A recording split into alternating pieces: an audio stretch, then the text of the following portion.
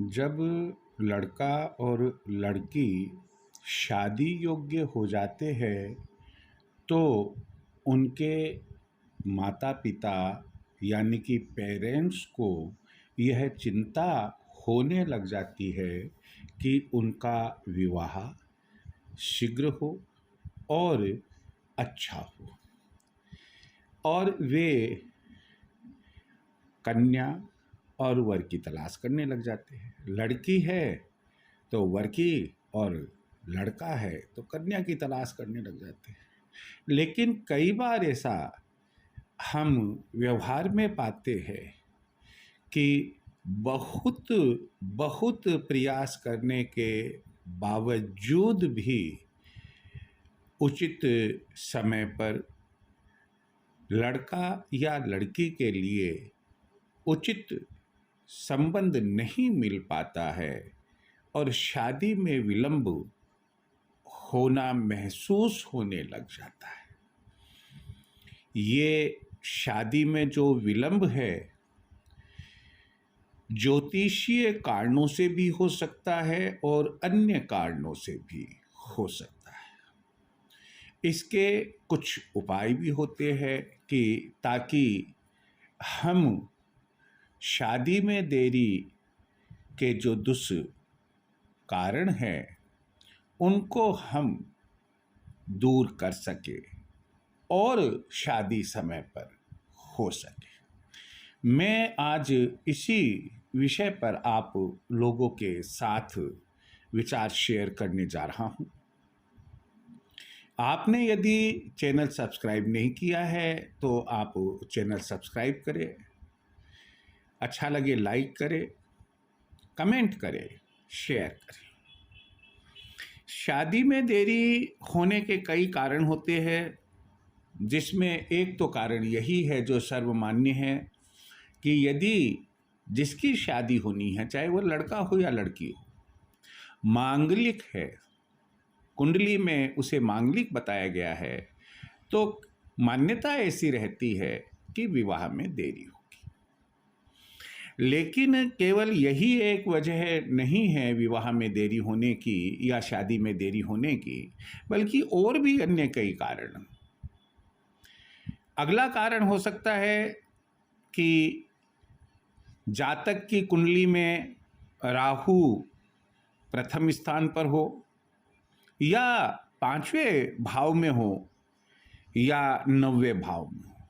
यदि राहु की ऐसी स्थिति होती है तब भी यह संभावना रहती है कि उस जातक का विवाह समय पर नहीं होगा, विवाह में देरी होगी।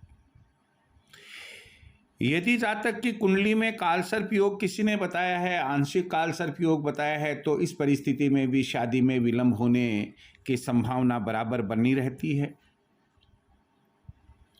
इसके अलावा यदि गुरु कमजोर है कुंडली में तो भी विवाह में देरी होती है। राहु की महादशा चल रही है, अंतर्दशा चल रही है, प्रत्यंत दशा चल रही है, तो उस परिस्थिति में भी शादी में देरी होती है। जातक की कुंडली में यदि पितर दोष बताया गया है या मौजूद है तब भी विवाह में देरी होती है। और यदि जातक का दाम्पत्य भाव दूषित है, क्रूर ग्रहों से वो प्रभावित है, तब भी शादी में देरी होती है। तो ये तो कुछ व्यावहारिक कारण थे जिसकी वजह से एक जातक यानी कि लड़का या लड़की की शादी में विलंब यानी कि देरी होती है। अब मान लो ये सब कुछ है या इनमें से कुछ है कुछ, तो उस परिस्थिति में उपाय क्या है? उपाय में यह है कि यदि जातक मांगलिक है तो सामान्यतया विद्वान पुरुष कहते हैं कि उन्हें मूंगा धारण कर लेना चाहिए। ऐसे जातक को शिव जी की पूजा भी करनी चाहिए और यदि लड़की है तो मंगला गौरी का व्रत भी रखना चाहिए। लड़की जातक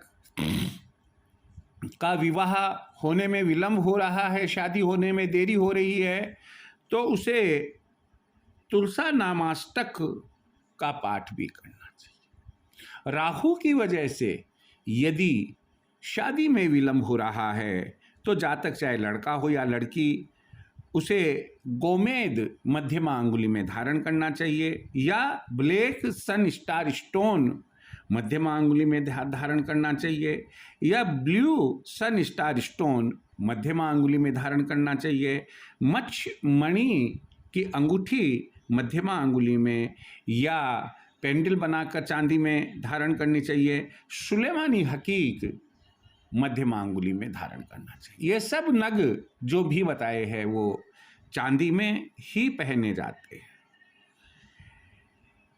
गुरु के कमजोर होने पर पीला पुखराज तर्जनी अंगुली में धारण किया जाना चाहिए। यदि लड़की है तो उसे गुरुवार का व्रत भी रखना चाहिए। कुंडली में यदि काल सर्प योग के कारण विवाह में देरी हो रही है तो काल सर्प योग की पूजा करनी चाहिए। राहु की दशा महादशा खराब होने पर या राहु गलत जगह पर बैठा हुआ है और अपना बुरा असर दिखा रहा है तो ऐसी परिस्थिति में चांदी की एक ठोस गोली हमेशा अपने पास में पर्स में रखनी चाहिए। राहु केतु शनि या अन्य किसी कारण से विवाह में देरी हो रही है तो उस परिस्थिति में नीम की पूजा ऐसे जातक को नियमित रूप से करनी चाहिए। प्रातःकाल जल चढ़ाना चाहिए। साय समय घी का दीपक लगाना चाहिए। मंगलवार को चमेली के तेल का और शनिवार को सरसों के तेल का लगाना चाहिए। यदि विवाह में देरी का कारण ऐसा बनता है कि लड़की को घट विवाह करना जरूरी है तो समय पर घट विवाह करवा लेना चाहिए।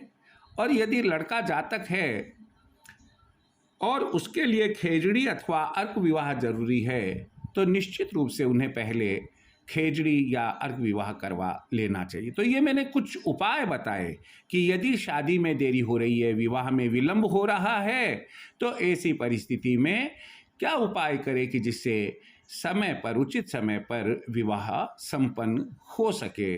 जय श्री कृष्ण।